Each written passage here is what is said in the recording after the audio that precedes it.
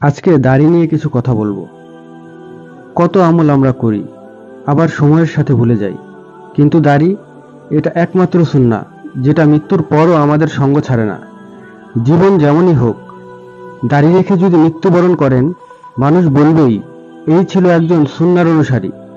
কাফনের কাপড়ে জড়ানো অবস্থায়ও দাড়িটা বলে দেয় এই ব্যক্তি রাসূল সাল্লাল্লাহু আলাইহি ওয়াসাল্লামকে ভালোবাসতো। ভাই, আমরা দাড়ি রাখি কেবল সৌন্দর্যের জন্য নয়, বরং এটা নবীর আদেশ।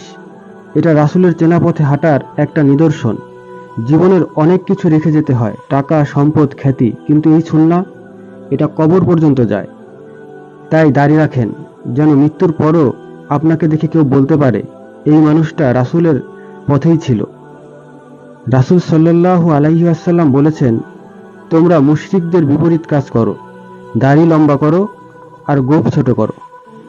বুখারী 5892 নম্বর হাদিস।